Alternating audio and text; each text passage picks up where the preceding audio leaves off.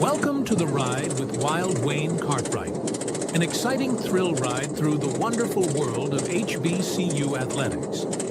Before our trip begins, let's set a few ground rules. First, subscribe to this YouTube channel. Second, hit the like button. Third, please be sure to tell someone else about this show.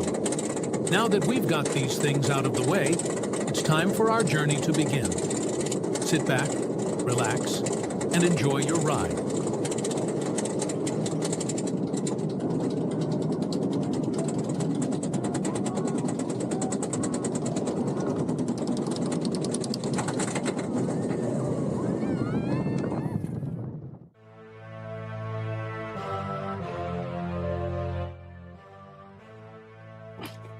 Yo, what's happening, good people? Welcome back to the show. We have a really good one for you tonight. Cobi Orr will be up here in a minute, but you guys know what time it is. It is time to fire it up. And you know, as we get ready to fire it up, you make sure that you hit that like button tonight. You make sure you subscribe tonight. You make sure you get down with the movement, because we're getting ready to get into all the good action from week number 2. All right, so here we go. Let's go. Game number 1. So in Hampton, Virginia, you had the Hampton Pirates. They struggled through a game against the Elizabeth City State Vikings. Jaquan Snipes, 18 rushes, 174, 2 touchdowns. He had the game-winning 47-yard run with 1:03 left in the game. They outscored the Vikings 17-0 in the second half to help them to a comeback 27-20 win. With the win, Hampton now advances in the CAA play where they take on North Carolina A&T next week. And speaking of North Carolina A&T, this was the week where a lot of checks were written. And this one was written in behalf of UCF Knights, writing it to the Aggies, 68-7 down there in Orlando. 356 yards rushing and 7 touchdowns led to all of the domination of the Aggies. The Aggies had Shameik Blizzard, who scored the lone touchdown on the night. But yeah, long night, and they get ready for Hampton next week. In Nashville, the number 1 team in FCS, North Dakota State, outgained Tennessee State 435-131. And then you also saw they held Tennessee State to 4 first downs and only 41 yards passing. That led to total domination and a 59-3 win. Last year was 55-3. This year it's 59-3. Tennessee State, they host Alabama A&M next week as they look to get back in the win column. And now moving into the SWAC play, Ohio State, number 1 team in the land. They invited the Grambling State Tigers to town. The band entertained, but that was about the only entertainment that Grambling State had on the day. Outgained 651-166, 70-0. Grambling gets back home next week in the home opener down there in the hole with Kentucky State coming to town. More checks were written as the U 45-3 over Bethune-Cookman. They outgained Bethune-Cookman 543-191. Carson Beck 267 in the air, 2 TDs. Bethune-Cookman, they hit the road next week to take on former MEAC foes, South Carolina State. And this wasn't a payment game, but it almost felt like it for the Mississippi Valley State Delta Devils. 5 turnovers, 3 interceptions, 2 fumbles. Victor Gabales, 295 in the air, 5 touchdowns to 5 different receivers. 59-3 for number 5 in the FCS Tarleton State. Valley, they hit the road next week to go to Southeast Louisiana. And now this was a payment game in Boca Raton. The Florida Atlantic Owls get the first win of the Zach Kitley era. 56-14 over the Rattlers of FAMU. Caden Velkamp, 309 in the air, 5 touchdowns. RJ Johnson was better this week, but not nearly enough. as the FAMU Rattlers get their home opener with Albany State coming to town. Then UAPB was game for a while, but then the Central Arkansas Bears took them out for the second year in a row. 318 rushing on the ground, 3 TDs, and they held UAPB to just 44 yards rushing themselves. UAPB, fear not, you got Lincoln, California coming to town next week.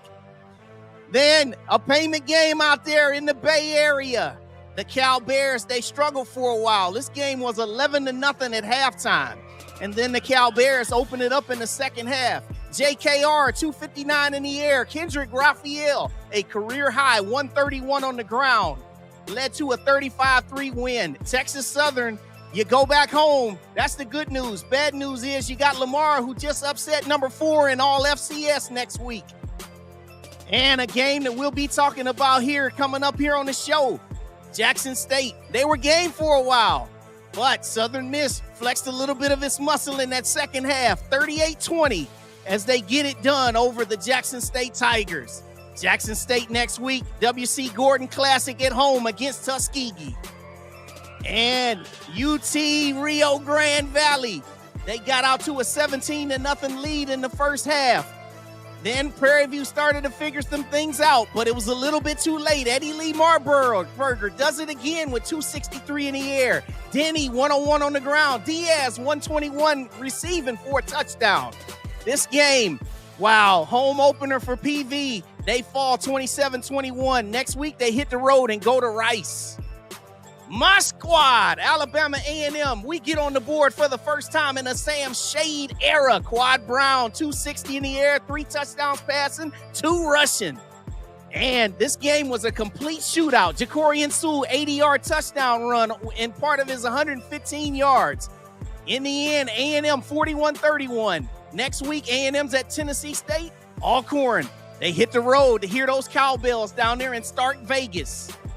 And the game of the day would seem like on paper in the SWAC. Alabama State, Andrew Body did it through the air this week. 198 in the air, 2 touchdowns, forced 4 turnovers.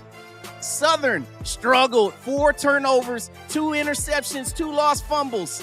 And on the night, it was a little bit quiet down there on the bluff. They're still trying to pick up the pieces. 30-7, Alabama State as they get home to face Miles. Southern goes out to Fresno.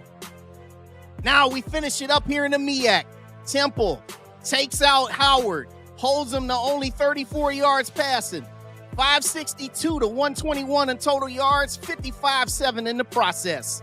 And Howard, they'll go to New York next week to take on Howard in the HBCU Classic. Old Dominion completely took apart North Carolina Central in that third quarter, racing out 28-3 at break open what was a close game. Colton Joseph, 357 in the air, 3 touchdowns. They forced Walker Harris to have another struggle game. 13-26 in this game, 2 interceptions. On the night, they committed 3 turnovers. 54-6 by the way of the Monarchs. NC Central goes back home to face Fayetteville State next week to get back in the win column. And a game that my host tonight knows so well, South Carolina State. They come up short down there in Columbia. This game was delayed by lightning. They were game for a while, but in the end, it was 38-10 for number 10 in the land, South Carolina. South Carolina State gets Bethune-Cookman at home next week in Orangeburg. Then the Battle of Baltimore again went the way of the Towson Tigers.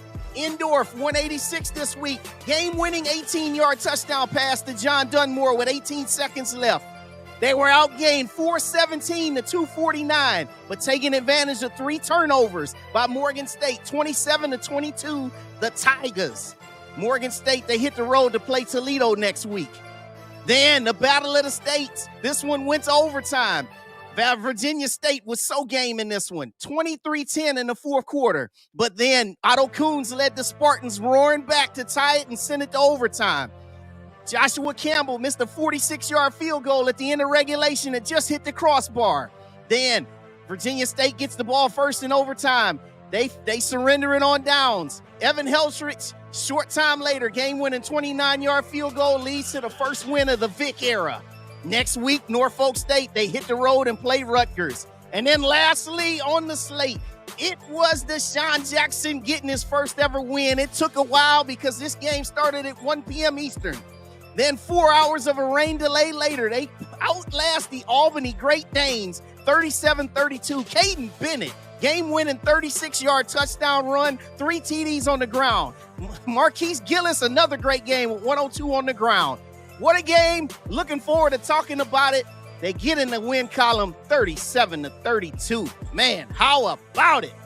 How about it, Cobi Orr? What's up, my boy? What's going on, bro? Man, it was awesome, man. Awesome games yesterday. A lot of payment games at that, though. But we had a few good ones. They still had their moments, some of the payment games, but yeah, a lot of payment games, though.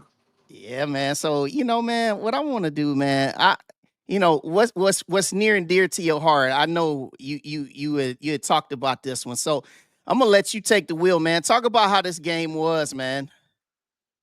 You see that score 38-10? Mm-hmm. If we don't shoot ourselves in the foot, guess what that score is? Guess what that score is? So I'll probably say it's probably 24-17, probably. Exactly. Yeah. 2 punt returns for touchdowns. We kept the Heisman hopeful running for his life for the majority of the night. I mean, they struggled. Their offense struggled heavily because we was getting pressure. Shout out to our front seven. Now, of course, he did coming out of halftime, the opening job. That's when he turned up a little bit to show you why he's Lenore Sellers, right? Then later on in the game, very late in the game, he got another touchdown through the air. Those were legit. I ain't gonna take nothing from him. But just if we don't miss tackles, twice on those 2 punt returns, this game is a lot closer now. And now we're looking at what damn near could have been an upset over a top 10 team in the nation, a SEC team. So I'm proud of this team, man. Like understatement, dude. We got some things to clean up, of course, right? And I think even though you look at the offensive side of the ball, just looking at who we're gonna have a quarterback going forward, I don't know what Coach Barry is gonna do, but a lot of the fan base kind of know who they want at this point. Even though both guys bring something to the offense that the other one can't duplicate. Overall, I'm last night made me very confident in this squad, and it ain't gonna be easy because the MEAC is a lot better this year. But I'm very confident in the squad, and I'm very confident in saying that our defense is one of the best up there in HBCU ball. Like anytime you hold a SEC school, one of the top SEC schools this year as far as talent goes, to a struggling first half, I'm confident, man. It's it's unfortunate that we shot ourselves in the foot the way that we did on special teams, but it was a lot of good to go with the bad. You know what I'm saying? Yeah. Yeah, man. So you talk about these quarterbacks. Obviously Billy Atkins, the transfer from James Madison, and then you also got Ryan Stubblefield, who was on your roster last year, led you guys to the game-winning touchdown last week. So who do you think should be the guy, man?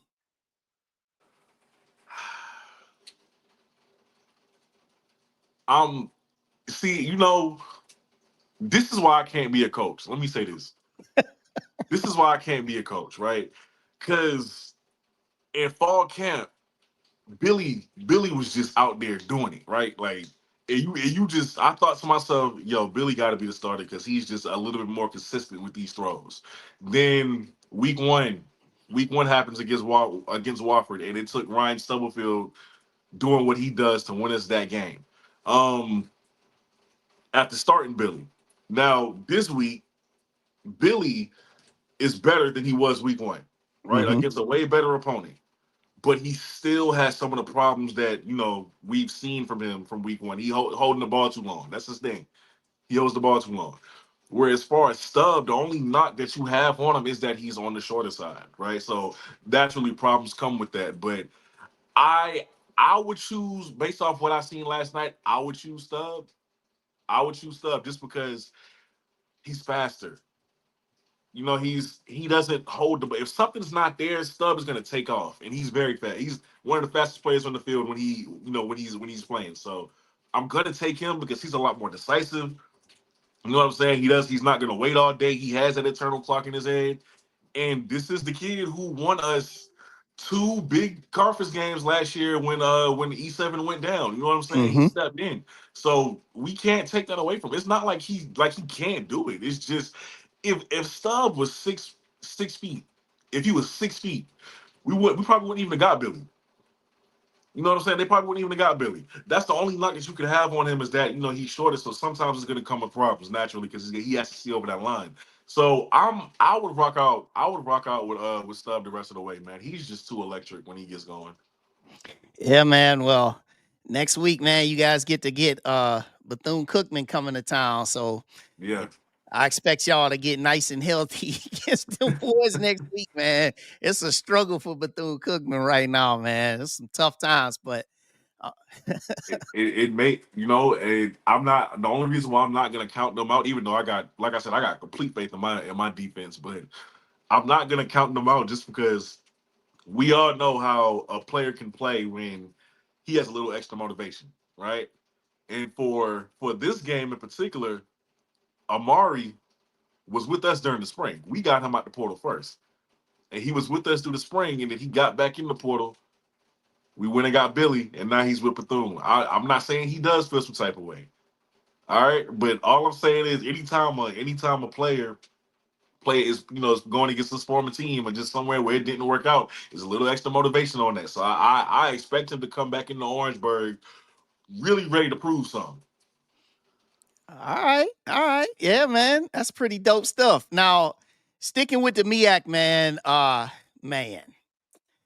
These boys, Morgan State, man, they completely I don't know what else to say anymore about these boys, man.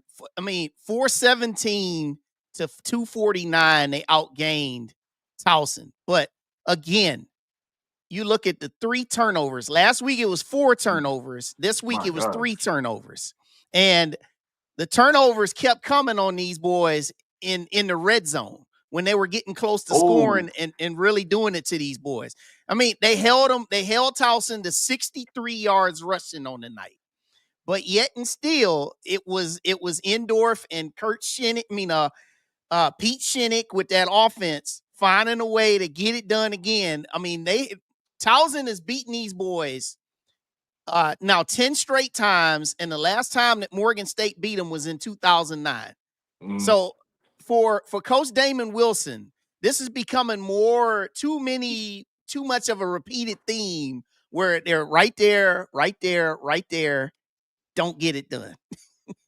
So, yeah. Morgan, we already knew what Morgan was defensively. Especially since getting the Eric Hunter back this year. Him being fully healthy. We knew what they are. We knew what they were. Offensively, even when they're able to drive the ball downfield and get in the red zone, they still find a way to shoot themselves in the foot. Same old Morgan with that.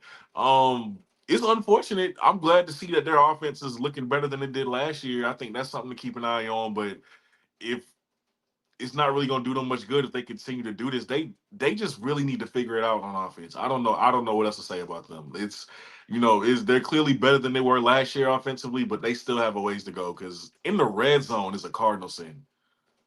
Yeah. And you saw Jason Collins again got it done on the ground. He had 134 last night, 2 touchdowns. Like they did everything that you could do except take care of the football again. Like last week, it was 4 turnovers that kept them from it was still a very close game down there in South Alabama. They only lost 38-21 last week. Right. But now it's like this game right here, obviously coming into this, I knew it was going to be a close one. I actually had this 24-17 Towson, and I thought it was going to be kind of on the strength of the fact that I thought that Pete Shinnick with his offense and the way he's been running things, I thought that it would be just enough for it to get done. But they get the win, but it was not in the way that I thought it would be. But right. And even still, Morgan still had the lead late in the game, and then the touchdown pass to Dunmore in the corner of the end zone with 18 yards, with 18 seconds left, which is crazy. But I'll ask you this about Morgan, and then we'll move it forward. Obviously there's still a few weeks yet until they get into the MEAC play, but what do you still think that these guys can be a contender or are a contender already to win it? I think they can ruin a lot of people's seasons, but no, I don't think they're a contender. For the simple fact that I'm just not scared of them in the passing game. I'm not. And at some point, you gonna have to throw that ball through the air. You're gonna have to move it through the air to win some games. And I'm just not confident in it. They're, like I said, they're better than last year, but they just ain't there yet. Run game, we knew they had that. Defense, we knew they had that. You gonna have to give me something through the air, some type of production. Yeah. Well, next week they're gonna come up here to Ohio and play Toledo. Good luck with that. They'll collect a nice little check, and then after that, then they get 2 D2s in a row. Of course, of course they do. Yeah, they have Central State, and then they got Miles in the Circle City. That needs to be Then, illegal. I don't like yeah, that. I don't like and that. they also got Virginia Lynchburg for homecoming. Stop it. Three Division twos in one season. Yeah, man. Yeah. Okay, that's abysmal. Yeah, man. Yeah, man. It's just crazy. So yeah, that's Morgan State, man. This game right here, man, the overtime one. Oh my gosh. Now, I listen. I know the history of the Battle of the States, man. It's always been, it's been one of those type of deals where it'd be close. Last year, obviously, it was close too. I thought it was going to be close again because of Norfolk State's struggling, brother. They're struggling. They are. Ain't no way around it. The thing is, I've seen a lot of people in these Facebook chats say, it seems like some of the problem can be fixed, at least if Vic just decides to move on to his backup quarterback, who everyone seems to think is better. Now, how true that is, I don't know, because I haven't really seen much of them. But the way Norfolk is right now, I'm not surprised at it. I don't know why anyone would be. I'm not making any excuses for being down. What I think it was 16-0 at one point to Virginia State. I'm not Yeah. making any excuses for that because they, you still went out and recruited, and you should be a lot more talented on paper than this school was. But I'm not surprised that they're struggling. Not to say, because I don't want to. I'm not trying to trash the program, but they look like they're still figuring things out. I knew they were going to need a year to get their bearings together. You know what I'm saying? And sometimes when I look at Vic, and I don't know if I'm the only one who notices this, right? But when I look at Vic, sometimes it seems like he's just there. Maybe I'm tripping. Yeah, no, you ain't tripping. I agree with you. It doesn't seem like he's really like. Sometimes I look at him and I wonder how involved is he in these coaching decisions and in the everyday process of running that program, because he looks like he's just there, like he's the figurehead.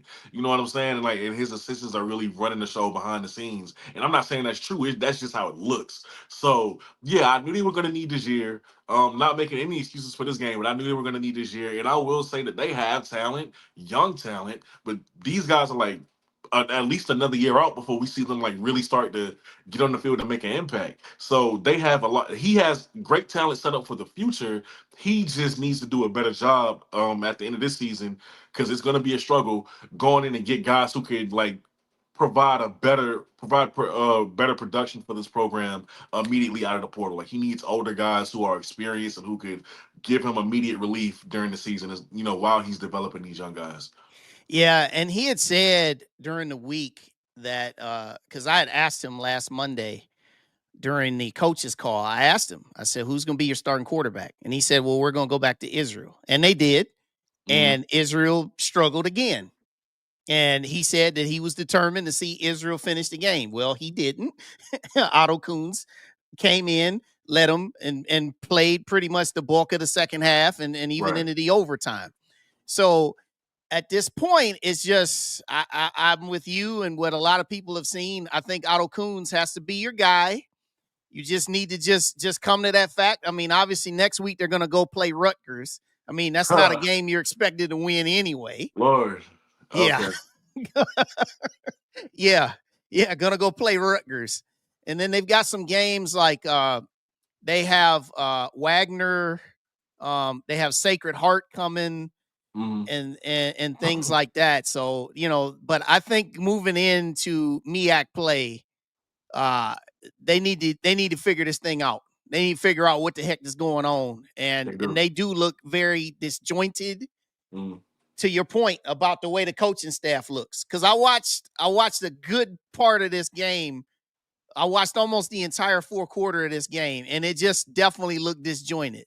Right. Virginia State they were doing things that was giving those boys fits, and they Mhm. were running the same formation over and over and over again until Norfolk State finally found a way to stop it. Right. So, but even with the fact that they won this game in overtime, Joshua Campbell was this close, about a yard from making that 46-yarder Mhm. that would have sent them home 0-2. So, we'll see. We'll see, man. Vic's got work to do. He's on the job training. He's learning. Yeah. You know, Yeah. This is a learning year for him. We shouldn't expect anything more for that. yeah. So, but shout out to Dr. Frazier. He had those boys ready to play, and they Mhm. showed up big time. All right. Let's go to this one, man. This one, it took a while because of the weather delay. Mhm. Uh this was back and forth. Now, the Right. one key play that was like, what the hell, I was know the fake exactly what punt. you're talking about. Yes. The fake punt from your own 10-yard line, up 5. I know exactly what you're talking. Here's the thing about that. Yeah, yeah. No, it was pretty stupid. However, if it works, we not even talking like that. You know what I'm Right. saying? If it works, we ain't talking like that. That's what I always say when these trick plays don't go the way that you want it to. However, I don't know why you felt the need to call that dare. You know what I'm saying? Like maybe if the situation was just set up a little better for you to go for it, cool. But like where you were on the field at that time, that's when you wanted to call that. I didn't like it. But I'll say this though, you know, I made a video on this. People can go check. Before the season started, I said Delaware State was not going to be last. I knew they didn't have much defensively, but offensively, they had the potential to be the fastest offense in HBCU, and they are starting to look like that. You've seen them versus Delaware, had a couple misfires, but they still look good. Like that Mm-hmm. tandem with Marquise Gillis, who a lot of people seem to forget was, I Mm-hmm. think, rookie of the year when he first stepped to Delaware State. Right? You got Caden, who's just a Mm-hmm. dog at quarterback, right? Who's just fearless. He's gonna make mistakes with that, but you want a guy like that who's just fearless, man. He's not scared. He knows what to do with the football, and he's gonna take chances. It's gonna get you in trouble sometimes, but he's electric, right? And then those receivers, they're fast. All of them are fast. Like these are electric guys. So people don't really take you serious until you see it for yourself. But I'm not surprised by Delaware State offensively. Like they prove they can put up 30 on any given night, and you Yeah. better be ready to go toe to toe with them. You better be ready Yeah. to run with them. So I'm not surprised with what they did. I'm actually happy that Coach Jackson got his first win, and if they had defense settled, we're looking at them in a completely different light. But I think this is going to be a season where they are definitely going to ruin someone's season, but it's going to take like the opposing team really going back and forth with them. Like you're gonna have to be ready to be in a race with Delaware State offensively. Yeah, and Caden Bennett, and first of all, I did see that video you posted, and you're right, because it came out game 1 against Delaware last week, and they Mhm. gave those boys a lot of fits Yeah, with just the way that they were able to. And also, another thing that's very surprising is how physical they are up front with their offensive line. Like those boys have been opening holes. they returned 3 starters, technically four, because I think they're saying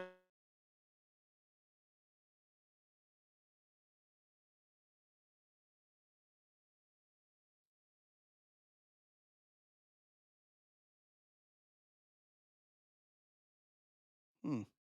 Wonder if I still have them. think he went out.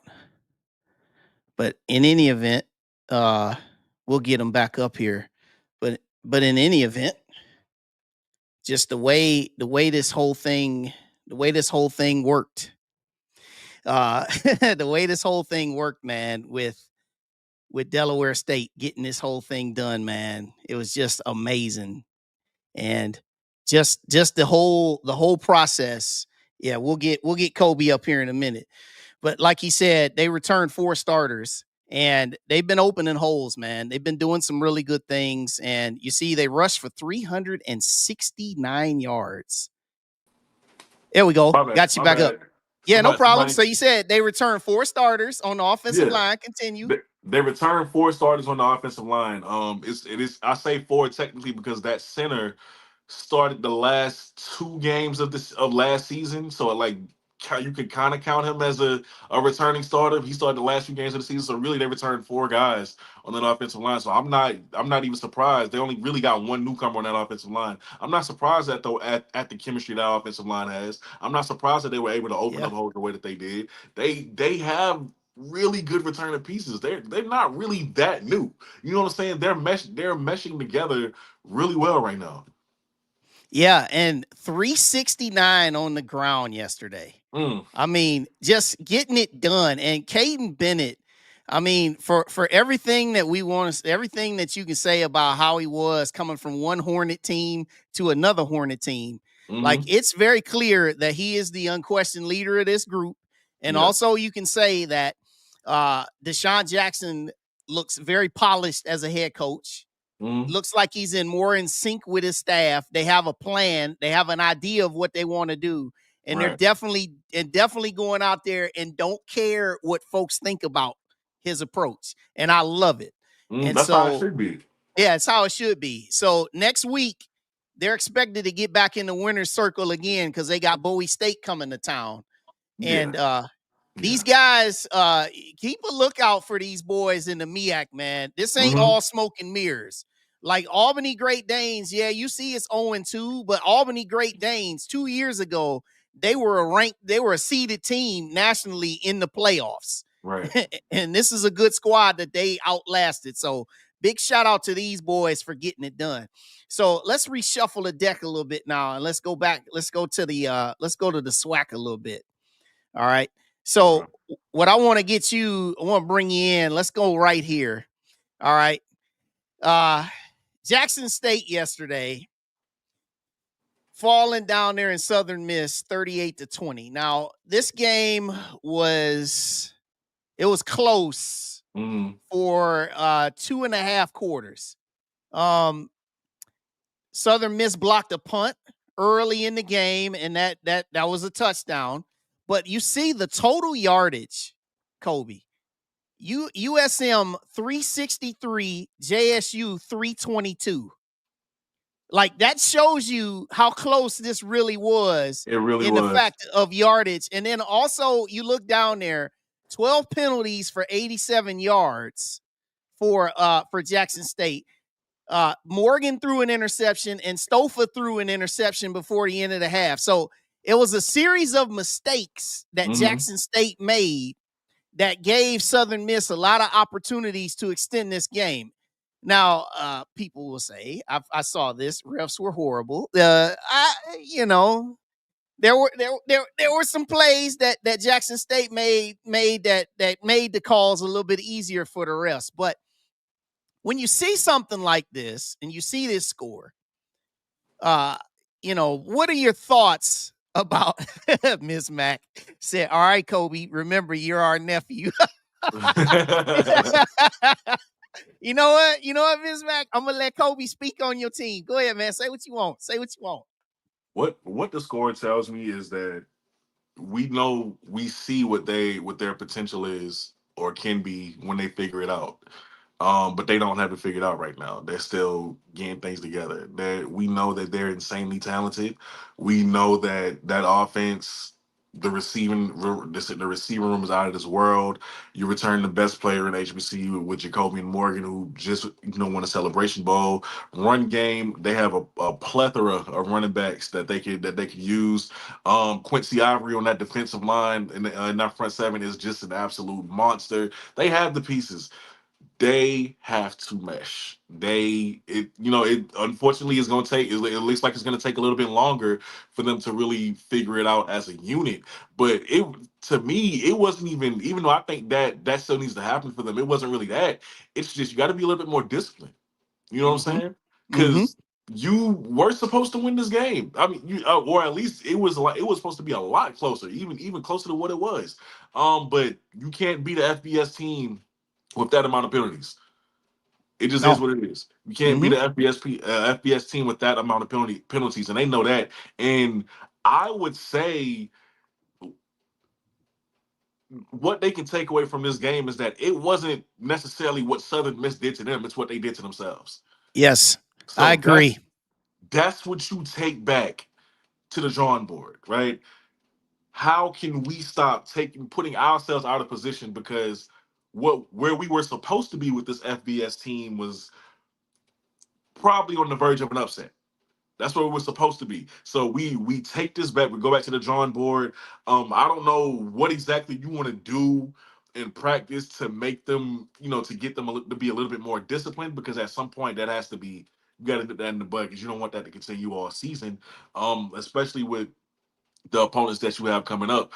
But like I said, when they can put this all together, man, when they can stop shooting themselves in the foot, they could really be what we expected them to be before the season started with Yeah. all these guys that they have. They can be that. You know what I'm saying? Running game. Shout out to Mr. Miller because he's absolutely a dog, right? I thought it was gonna be that kid from Texas State. Ahmad has just been doing his thing. You know what I'm saying? Yeah. So it they just have to stop. They just have to get a little bit more disciplined.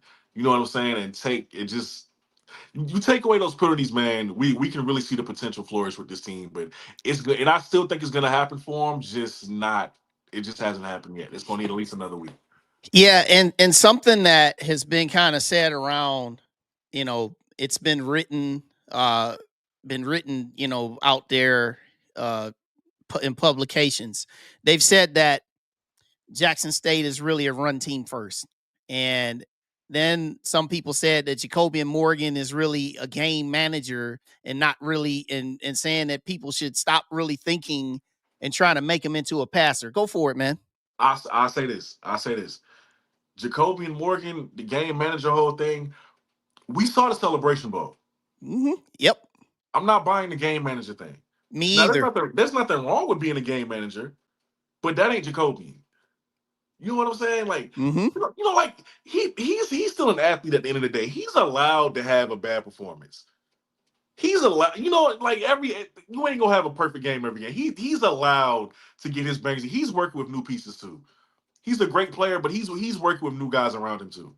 Yeah. There's everybody has something they have to adapt to and get used to on that team. So I cut the disrespect on Jacoby and Morgan like a lot of people have been doing. Second, there's nothing wrong with being a run first team if that's what it is. Yeah. I think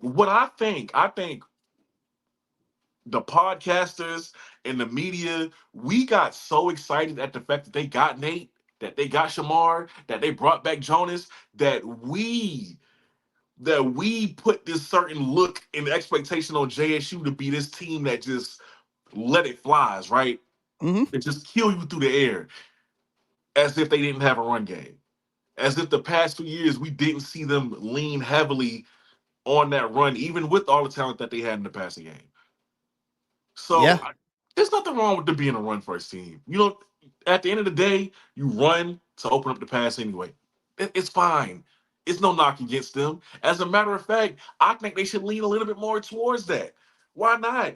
Mm-hmm. Why not? If nobody can stop it, why not? Imagine how much easier that would make things on Jonas, on Nate and Shamar and the rest of those guys in that receiver room if you did lean towards that first. instead of trying to do, instead of going vice versa. So I think maybe that's what it is. Maybe if they go into starting next week, maybe if they go into that, maybe we see some of these problems like disappear just like that. Maybe they do start to turn it up a little bit. So I think, the expectations that we put on Jackson State just because of who they went and got, I think maybe we, we're partly to blame for that. Like, as far as what we were looking for is not now that we're not getting that look that we put on them. We're looking at Jackson State as if they're pretenders, and it's just not the case. Yeah, and when I've talked to TC, I've asked him.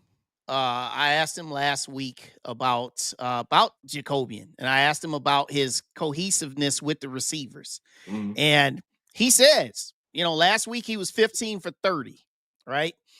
And you see 14 for 27. So, he's trending to be a 50% this year, right? Right. Which obviously when you're passing, you want to be higher than that, Mhm. obviously. But he talked about it. He said he needs to be better with his accuracy, but also to this point, Charles Martin, this is a good point because this is something that TC also said. Why receivers have to come down with 50-50 balls. But what he actually said is the receivers, they need to make the catches too when they're around. I think that for Jacobian, what he needs to be, because he showed you in that Celebration Bowl, we all Right. saw it. He Mhm. made 4 of the best throws of his life Right. in the Yes, he did. Celebration Bowl. Yes, he did. 4 of the best throws of his life. And so when he showed you that, you said, okay, now we know that it's in the arsenal to do that. Now, Uh-huh. are we expecting him to show up and be Superman throwing the ball every week? Of course not. You But shouldn't have to be. you shouldn't have to be. But what you should be is when you get back there to throw the ball, you gotta be more accurate. You gotta be more consistent in your Mhm. accuracy. Right. And also, I think that once they do those things, then you get those things like you got play action. You got some different things, where now you've got something else that defenses need to think about a little bit more. Because Mhm. instead of, okay, well, maybe we need to cheat off the pass a little bit, maybe we can just look at that run. Well, if he's going to be a little bit more accurate, then that's going to really make them be even more dynamic and be more dangerous than they already are. So, you That's what know, I'm saying. Just put a little bit more focus on that run. The past few years, man, when we look at Jackson State, you've had the Irv Mulligans. Before that, you had the Simeon Wilkinsons. You've had those great backs mhm, to help support that offense. And it's like, I'm not saying that they kind of went away from that, but I just think they need to lean a little bit more towards it. There's nothing wrong with it. You're yeah, absolutely, you are stacked in the passing game. This we know. That don't mean that doesn't mean that they have to get the majority of the responsibility to carry this offense. Keep it at the very least, keep it balanced. right, right. Yeah, and I think what you said, it's just people are expecting more, and what he says, Morgan will be all right. Folk want 40 to 50 point games. That's agreed. And he's right about that. People are expecting them. They expected them last week to come out and completely just obliterate Hampton. Like that Mhm. game was 14-14 with 7 minutes to Everybody, go. everybody did. Everybody expected them to obliterate them. So I think for this fact, I'll say it for this fact, right? Uh, Everything takes time. In this day and age, we get transfers, we got new staffs, we got new everything. 2 weeks Boom. is not going to tell you the entire picture of a team. That's a Now, whole word. yeah. Now, if we're having this same conversation 5 weeks later, Mm. now you got a problem. Now we Because got a if you're problem. doing this 5 weeks later, unfortunately, this is now who you actually are. Right. And it's gonna be too So late to try to switch it up. too late, too Um, late.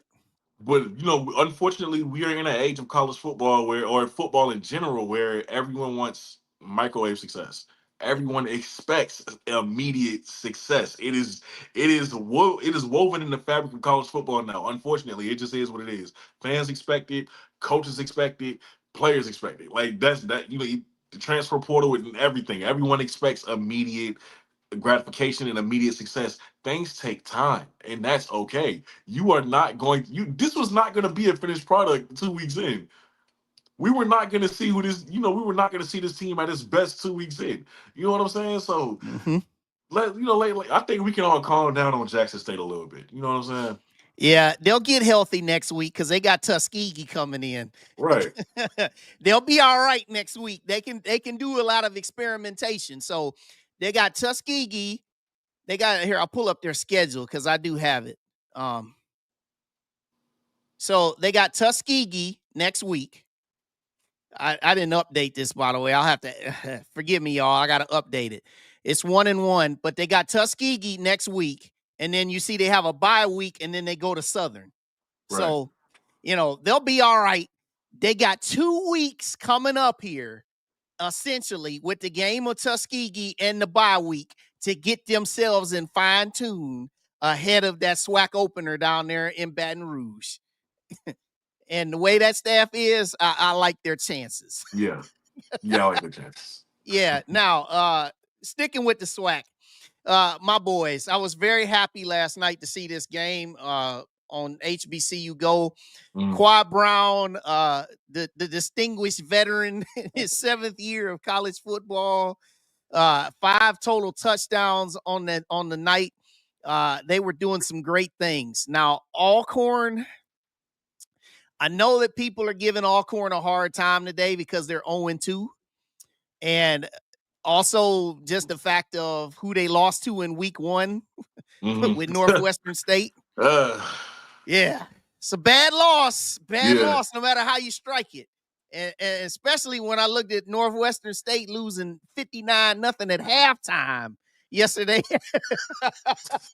59-0 yesterday at halftime at Minnesota. Which, but I'll say this about Alcorn, and then I'll let you. And let's see. Said they can hang it up. Hold on now, man. This is what we just said. We can't bury folks in 2 weeks now. Now, let me say this about Alcorn, and I'll let you chime in. Jacorian Sewell and Reggie Davis, that 2-headed rushing attack, and they are much improved on that offensive line. Now, what your boy Cedric Thomas said last year, he said at the end of the season, we got pushed around. He came and doubled down on it in the preseason and said it during SWAC Media Day. We got pushed around in the trenches. We needed to get bigger in those skill positions. Last night, I am a firm believer that offensive line is definitely way better than what it was last year. And they are much more dynamic running the ball, and they got better at quarterback with Jalen Tolbert. So for those that are trying to bury Alcorn, let's just say this. SWAC play has not started yet, ladies and gentlemen. These boys, they got a chance to get it together because what beat them in game 1 was turning the ball over 3 crucial times, committing a ton of penalties, and dropping the ball in the receiving core. Yesterday, this game really could have went either way. A&M raced out to a 35-17 lead. They came roaring back, made it close. They had a couple chances to take us out there, but we stepped up defensively and shut them down and ended up outlasting them 41-31. So with Alcorn, you can say what you want about Alcorn first, and then I'll get your take on A&M. Go Alcorn first, and then tell me about A&M. No, I agree with everything you said. They offensively, on the offensive line, they're a lot better than they were last year. That running back duo is crazy, so shout out to them for that. But Jalen Tolbert is an upgrade at quarterback. He's an upgrade at quarterback, and I'm not going to speak on the pieces that he has, but I'm not surprised that that they're having. I am a little surprised at week 1, but I'm not surprised that how they were able to turn it around because Jalen Tolbert, I think he came from Howard, right? He did. That kid, Howard wanted to keep him. Howard wanted badly. People don't know that Howard really wanted to keep Tolbert. So that tells you everything about this kid and just how good he is. And he's going to continue to get better. You know what I'm saying? I think this is his first time as a starter in like a little while, like a year or two. Yeah, as So the unquestioned starter. Yeah. yeah, it's the unquestioned starter. So he really has to get his. It's different when you know you're the guy, right? When you ain't got to look over your shoulder, about the guy who's waiting to, waiting for you to mess up. It's different now. You really gotta. Your mindset has to change. Everything about you has to change as a quarterback. So he's going to continue to get better. He has the run game to help him out, right? To make things easier for him. You know what I'm saying? They got out to a little bit of a slow start, but they were still able to put up 31. I can see them continuing to carry this over into the next week, and then for the rest of the season. I'm not saying I don't think they'll be like old boy said they can hang it up. I do think low key that they can. I'm not calling a season. I'm not saying I don't think they're a threat, but nah, they can definitely show you just how much better they've gotten from the previous year. Yeah. Now, what do you think about A&M, man? Hey, I love the offense, right? Love the offense. What I wanted to see different, and again, it's only 2 weeks, so I still think we will see it. What I want to see different is defense with Alabama A&M. Right. Because you look back to Maynard really never had a problem with offense for the most part. It was defense. You know what I'm saying? And that year, and I think it was one year, like 2, maybe 3 years ago, y'all brought in like 13 DBs, and I said, okay, he's really making a point to change things around, and like not much happened, but that's where I want to see the change after Alabama A&M. In the past few years, we haven't really seen a problem with them offensively. We know what they are, we know what they're going to be. The day that program becomes better defensively is the day the SWAC better watch out. Yeah. Yeah. Yeah, man. And I'm hoping that before we get in here to SWAC play that we get a little bit better. Now, we got to do a bit better with I mean, this is common. This is like a common theme that we're seeing here across HBC football. We got to do better with our discipline. We have way too many penalties, too many crazy, self-inflicted penalties that we Mhm. shouldn't even be doing. So we got to definitely be better in that. But next week we go to Tennessee State, which is a game that our people have been looking forward to for quite a while. Right. Um, Tennessee State they got run over yesterday, which Yeah, was, I mean, it was expected. The it's number North one Dakota team in the State, man. land. Yeah, It's it North is what it Dakota is. State. Them boys should be FBS right now. Like let's be real, man. But A&M, I was really, like I said, I'm just really happy we got a win because this was some of the games, and no shade, no pun intended, no shade to our coaching of the past, but these are games that we lost in the past couple years Yeah. where defensively we weren't able to make the plays that we needed to make. So shout out to Coach Shade and the group, man, getting the win, and Quad Brown and those guys. But yeah, Alcorn, uh, give them time. Next week won't be the week though. Unfortunately, you're gonna hear them cowbells down there in Stark Vegas. But the better days are coming. They just got to stick with it, right? Hmm. All right. Now I'm gonna go over here to Alabama State and Southern. Now Southern, those folks are down and really upset down there. Disappointing. It's very disappointing. Uh okay. I thought Yeah, no, I was man. adding on. Go with it, man. No, I'm with son, you in mid thought. Go with it. no. The MEAC SWAC challenge, I wasn't tripping. That Southern loss because I saw the good things. I saw the flashes. And you said, okay, well, they can figure it out. They do look exponentially better. And here we are. Granted, it's Alabama State, right? In Alabama State, defensively, we knew they were going to be good with Andrew Body, with a healthy Andrew Body. I never thought Andrew Body was like overrated or whatever the wild talk people were saying about him. When he couldn't stay healthy, but I knew when he was healthy what he could be. So I'm not surprised by it. I wouldn't have even picked Southern to win. I just thought they would have put up a better of a fight. That's all I wanted to see from Southern. I didn't think they were going to win this game by any means. Um, I just didn't like it. I just didn't like that you only put up 7. I didn't like that they struggled the way that they did. That's what disappoints me the most about them. I wanted to see a better Southern team this year, and we got a little glimpse of it. for a part of the MEAC SWAC challenge, and they went back to old ways. And now here we are again. I don't know what it's gonna take, man. I don't know what it's gonna take from Southern. I really don't. Um, what's the update on Jalen Woods? Yeah, so Jalen Woods last week when I asked Coach Graves about it, he said that he was in protocol, and the word is that he may not play until the SWAC opener on the 27th because they go to Fresno next week. That's and not a then game you bring him back for. Yeah, so they go to Fresno next week, and then they have a bye week. Here, I'll pull it up. Yeah, they go to Fresno next week, and then they have a bye week, and then they play Jackson. So they're saying the word is that they want to try to get them back for the Jackson State game there on the 27th. Because you already know that Fresno game, he ain't winning that game anyway. I like Jalen Woods, right? Especially when I found out he committed. I actually made a video on him. I really like that kid. I thought he should have been the starter, but in terms of Cameron McCoy, we know what he is as a quarterback. And I just feel like the offensive coordinator, you kind of have to put Cameron McCoy in a position to where he doesn't have to do everything with his arm. Like I don't know how you gotta scheme it up, but it needs to be run oriented. With a few passes here and there. You know what I'm saying? That offense needs to get going on the ground.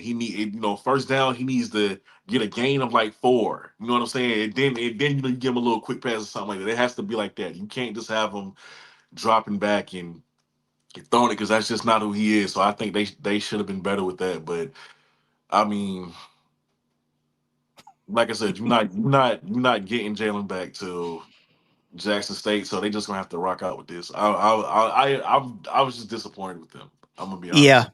Yeah, man. And Cam McCoy, those 4 turnovers, those are on his shoulders because those 2 interceptions and those 2 fumbles, he lost himself.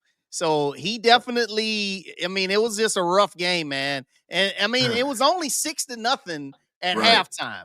6-0. And then you just saw and this is the other thing I want to say about Alabama State here.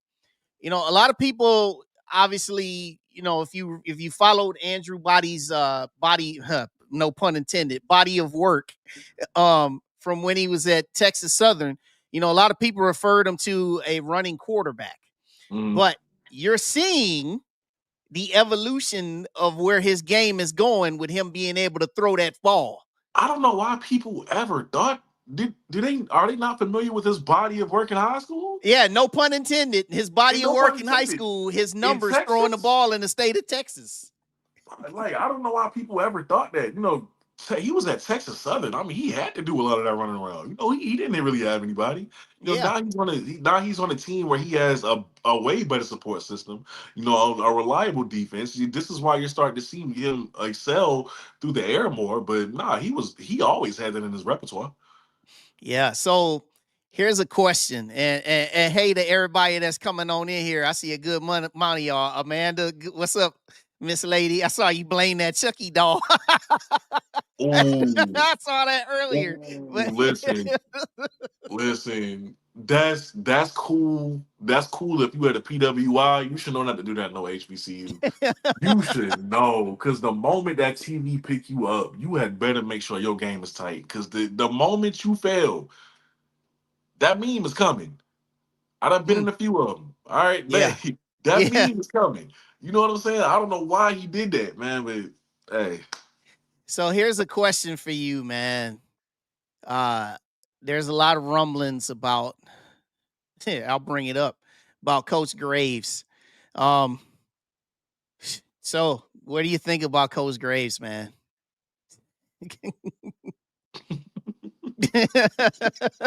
You amongst family, man. You can plead the 5th if you want, or you can go for it. Yeah, let me plead the 5th on that. I don't like talking about nobody's job, man. Hey, I'll say this. I'll say this. It says we love a Kobe meme. Yeah, yeah. Oh, okay, yeah, no, they do. Hey, Simona got so much memes to me, bro. I'm not even surprised no more when I see it. Like they'll be sharing it, and I don't even be in the conversation. I see it, and I just keep scrolling. They got a lot of me, man. Yeah, man. So listen, I'll say this for Southern. Again, the same way that I said it for Alcorn. Um, they're 1-2 and haven't played a conference game yet. You ain't played a conference game yet, man, which is crazy. Like it's disjointed as all of this looks. They still can meet all their goals, which is Oh yeah, wild. I wouldn't even consider firing him now. I would wait till we get the conference play. But Yeah, absolutely. things would have to Absolutely. change. Like I would need to see a change. Yeah. Oh, absolutely. And one of the things that needs to start with, they got to figure it out in the passing game. That's number one on offense. And then number two, they got to figure out what they're gonna do on defense with that up front. Because you can right now, you can just slide help over to Kelby Givens, and it's about And nobody else really. we need to talk about that. Kelby, I've expected more from you this season, man. I'm not gonna lie. I expected more from Kelby. You know what I'm saying? One of the things that I had on him was that not only was he one of the better defensive linemen in the HBCU, but his motor was unmatched. You know what I'm saying? Like that's what I love most about his game. His motor was just unmatched, and it's like at 2 weeks in, he just hasn't hit that stride yet. And I don't know when it's gonna happen for him, but right now it's been a little bit of an underwhelming season for Kelby. I'm surprised at Yeah. that. And the crazy thing is, he had 2 sacks last week against Valley, and he had 2 sacks last night. But you didn't hear nothing about it because it didn't really have a factor on the impact of the game. So, Mm-mm. yeah, next week Fresno State, and then they get a week off. So, maybe by the time they hit that bye week, we'll see. But by the time they come out there on the 27th at home, those locals, they're And early expecting something better. and early bye week is needed for them. I think they need to regroup a little bit. Yeah, they do. Yeah, they do. And Alabama State, they just keep rolling. Next week they Mm. got Miles. Should be no issue for them. Yeah, And no. then they make a long awaited trip to go down there to play FAMU. Ooh, can't wait for Yep. that. Because right here, they won the game yesterday. Then they have Miles, and then they get a bye week, and then they go play FAMU in the opener of the SWAC. And they have yet to beat FAMU, as FAMU has been a member of the SWAC. And so that game right there, They got to get it done this year. It's in their hands. It's in mm-hmm, their hands. They have to get it done this year. mm-hmm. That's right. That's right. So I'll go real quickly here. We'll go back. I know about this game. I know the outcome. I'm not we knew how this outcome was. But my question for you is, talk about the tenor of North Carolina Central at this point, man. Because a lot of high things were expected from them. And last week, a game against New Hampshire, they struggled. And then obviously we knew they were going to lose this game. But I wanted to know from you, what's your feelings on North Carolina Central? You still high on them, or you feel a Yeah, little bit less of them? I'm still high on them. I think this conference the same way it's been for like the majority of the past 2 years. I think it'll come down between me, us, and them. And like I said, we knew, like you just said, we knew they were going to lose to Old Dominion. It was what it was with that. Yep. New Hampshire was a bit of a surprise though. Yeah. I do think they bounced back just because it's never not been in Trey Oliver's nature to get his team to bounce back. Um, Also, Walker Harris, like I said, I still think when it's time for conference play, and this a trip to Atlanta is on the line, you tend to turn up a little bit.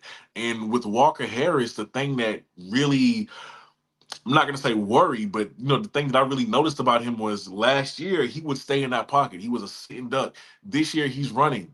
You know what I'm saying? Like you Mm-hmm. see the change in his game now. You know what I'm saying? So he wants it more. This is his final year, so it makes them just a little bit more dangerous because Walker has turned this game up just a little bit more. So yeah, not surprised what happened. Versus Old Dominion, I think they'll be just fine. But when MEAC play comes around, I think they're still gonna be it's gonna be between us and them. And you know, it's gonna get settled on that Friday night, Yeah, a early Friday night. early Friday. So and finally, for all the Prairie View folks in the house, this game right here yesterday. Now why I want to bring this one up here before I get into my final segment. I want to bring this one up because there are a lot of folks that really didn't know who UT Rio Grande Valley was. I didn't know.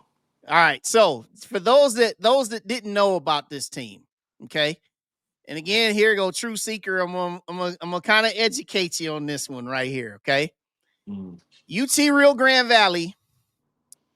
You see the star where it's located, way down there in the bottom of Texas, okay? Right. Very rural area, got a lot of support from the entire region, but they also got deep pocket donors, okay?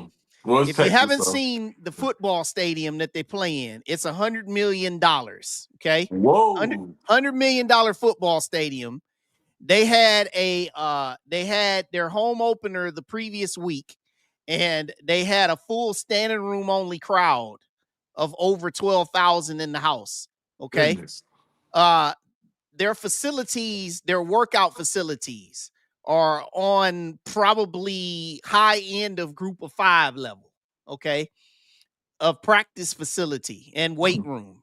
Probably on the high end, a group of 5. I'm not gonna go. It'd be a stretch for me to say they're on the power level, but it's legit. It's a lot bigger and a lot better. Now, this guy, Eddie Lee Marburger, the quarterback, this guy, he played significantly at UTSA. Now, for those that don't know, UTSA is a group of 5 squad that are in the they're in the American now. They were Conference USA. They're in the American now. So he got a whole lot of playing time in that conference. So this game last night, for those that didn't see it because it was on SWAC TV and it's been kind of difficult with SWAC TV. That's a discussion for another day.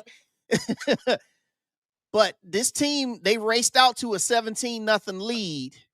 And then Tremaine and the group, they started to find ways and they started figuring it out on how to slow them down. But in the end, it was a little bit too late for Prairie View. Now, this thing right here with UT Rio Grande beating Prairie View, we know that Tremaine Jackson has been a talker.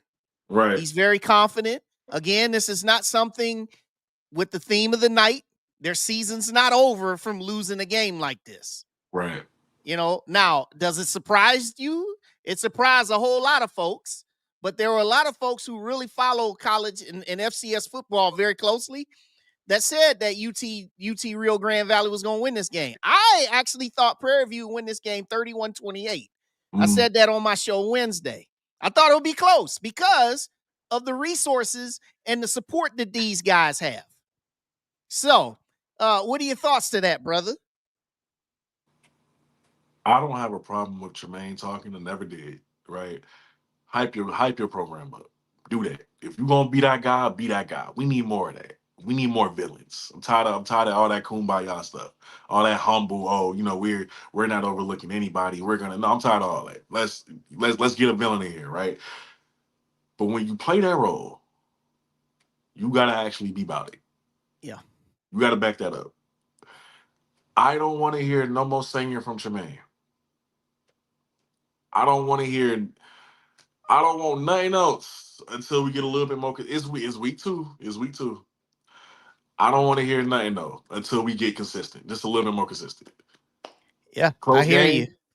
you. It was a close game. You know, like you said, I didn't know that school had the resources like that. Dope. But they got damn good resources too at PV. Yeah, they do.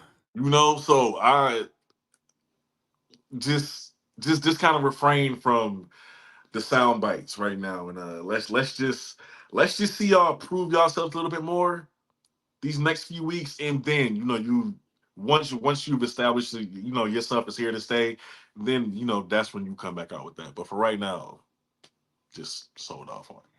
Yeah, so I gotta say this to Mr. Q.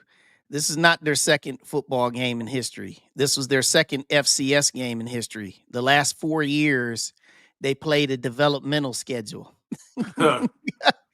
Last 4 years, they played a developmental schedule as a lead up to this. And they opened their new stadium last week. And this is the first game of them, second game of them being in the FCS. And they're a member of the Southland Conference. So definitely wanted to just say that. And Amanda agrees with you. Refrain from the sound bites. Please. Please. What's up, Doc? Good to see you here, my Doc, brother. it's good. But yeah, so we'll put a pin in that, and I'll move to my last spot of the night for you, which is my weekly ride tokens. And my ride tokens for week number 2. Now, I made an exception last week because usually you have to be on the winning team. Your team has to win in order to get one of my ride tokens. Last week, I made an exception for Andrew Body because he was just too doggone good. I couldn't keep him off this list. So I have some very worthy candidates this week. Caden Bennett is my first token. You get 12 rushes, 96 yards, 3 TDs, and you win the game with 34 seconds left, and you lead your head coach and your program to his first big win in a long time. You earn a ride token. Yeah. They rallying behind him, man. Yeah. Yeah, man. Quad Brown, my squad. 25 of 34, 260 in the air, 3 TDs throwing, 2 rush TDs, 5 touchdowns that you were responsible for yourself. Definitely deserves a ride token, my brother. Yeah, 5 touchdowns, yeah. And then Alabama State, defensively, going down there on the bluff, completely causing chaos. 4 turnovers forced and only allowed 7 points. I searched high and wide for a defensive player this week, but not one stood out to me like that. So I go with a team award for defense. Yeah, it's okay to do it by collective sometimes. Yeah. It's okay. Yeah. And then same game, Brandon Gilliam, Alabama State, their kicker. 3 of 4 field goals, 3 of 3 extra points, gets the special teams token this week. So yeah, man, your thoughts on the tokens this week? I like it. I don't mind it. First of all, I didn't know your guy was that. I didn't know he did all that. So I see why he had to be on there.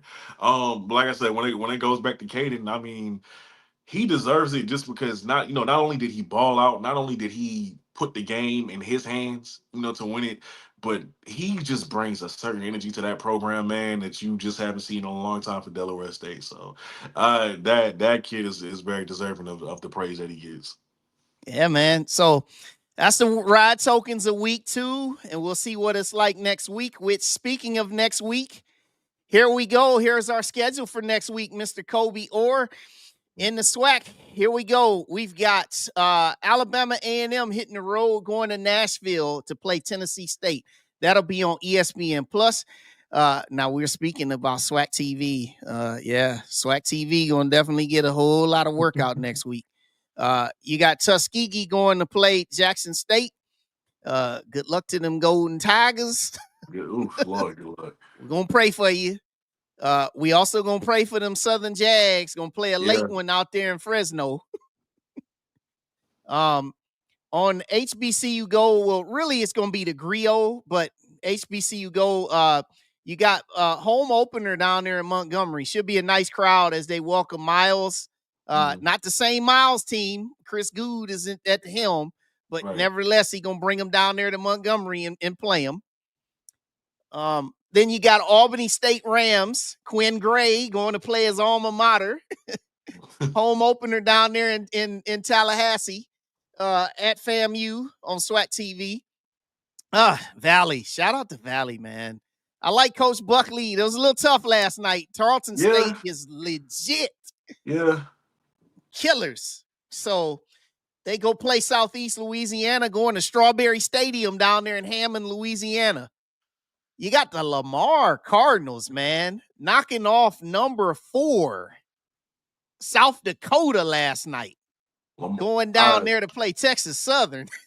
Prayers for Texas Southern, bro, because Lamar is riding the high right now. Oh, yeah, man. Oh, yeah. Oh, yeah.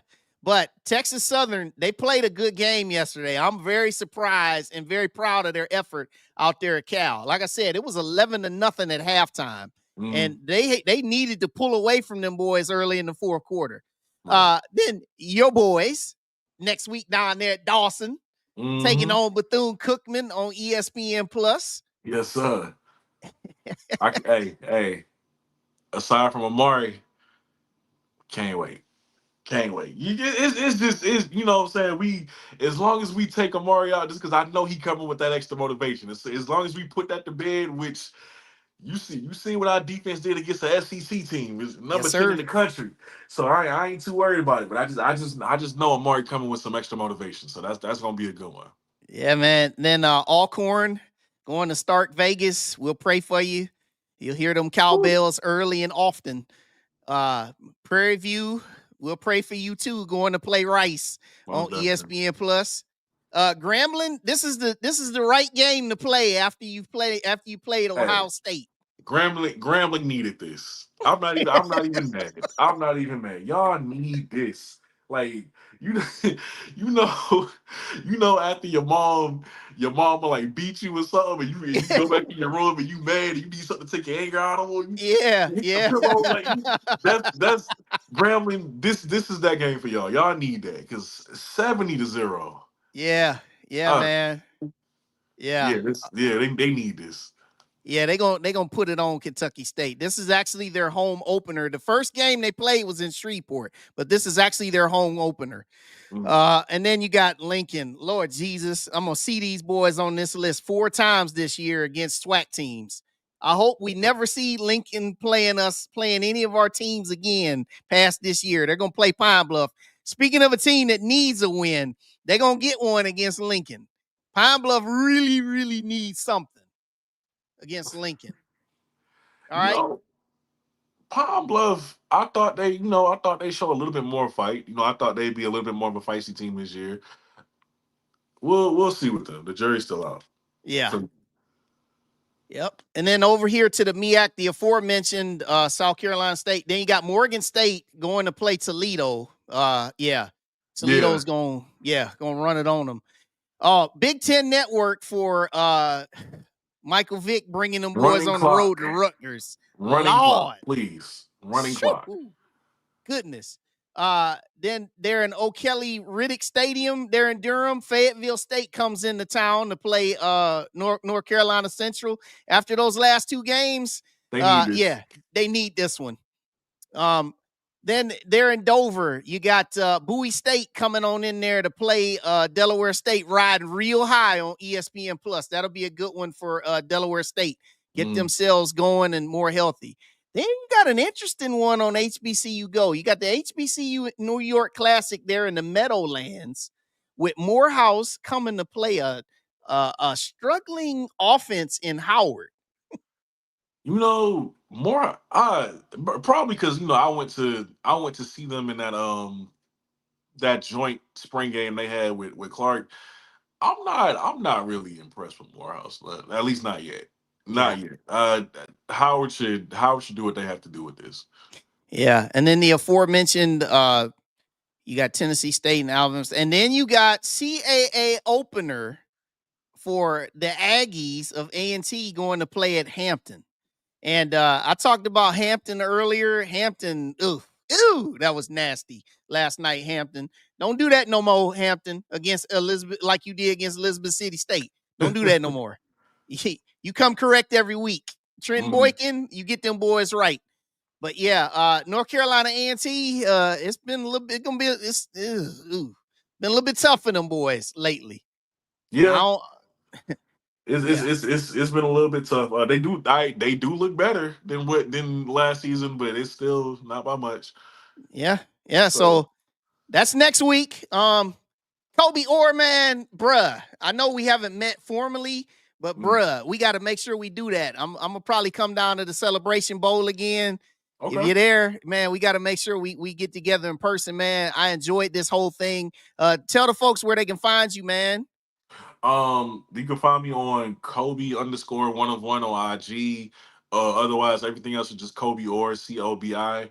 And of course the Blitz City podcast on YouTube. As for the Celebration Bowl, bro, whoever makes it, I'm still gonna be there, regardless. You know Yeah. what I'm saying? I had too much fun last year, so I'm gonna definitely be back. So definitely, bro, we got to meet up for sure. Yeah, for sure, man. So I appreciate this. Appreciate you joining me. And I definitely, man, we're going to do some more work in the future because, this show going to continue to go on. Like she said, we can find him in front of the fireplace. Hey, nah, yeah, you can find me in front of the fireplace on YouTube, man, for real. That's it. That's it, man. So Cobi, man, I appreciate you, dog. I'll see you next time. All right. Hey, thank you, brother. I appreciate you. Yeah, man. All right. All right. All right. Off he goes. That's Cobi Orr, Blitz City Podcast, my man, joining me tonight. So hey y'all, before I get out of here, everybody make sure that you hit the like button. Also share the show, share the platform. We've been moving this thing up a little bit higher, an inch at a time, man, on the road to getting towards that 1,000 subscriber mark. My show will be free, y'all. I'm not gonna be into the membership game. I'm not saying that not casting aspersions. I don't want anybody to say that I'm on here trying to talk about somebody trying to get their money, because I'm not trying to hate on anybody getting their money. Do what you want to do. It's just for me. I'm just saying I'm keeping my platform free. I just ask that, people continue to subscribe and just be part of this movement as I take you on this wonderful ride through HBCU sports. So one thing I want to leave you with tonight, something that I did last week. I think it comes down to a fourth quarter where Southern Miss, with the experience of the size. I'm not gonna say, I didn't mean experience, not the experience. With the size and the depth, I think it takes it over. I see this 38-17. Yeah, so yeah. I said 38-17. It ended up being 38-20. So I think I was all right with my picks this week. So join me. And like Amanda said, hit the like button, please. Thank you. Please and thank you. Appreciate everybody for that. But yeah, so with my picks, Wild Picks will be back this week, Wednesday. I'll be on a little bit later in the day. She said, "Wow, you're the reason." Nah. I just thought about it. But yeah, I'll be on a little bit later this week. This Wednesday, I'll be on at 9:30 Wednesday night for Wild Picks as I give a full preview of week number 3 in MEAC SWAC. Also, the opener for CAA opener for North Carolina A&T at Hampton, and then also Alabama A&M for Tennessee State. So appreciate Cobi Orr once again for joining me. Appreciate everybody here for joining me this evening. Remember to hit the like button, share the show, subscribe, and the ride has been in full effect and will continue on Wednesday night. God bless y'all. Love y'all. See ya. Thank you for joining us on the ride with Wild Wayne Cartwright. As you exit the ride, make sure you subscribe to this YouTube channel, hit the like button, and catch up on all of our prior episodes. Until next time, God bless.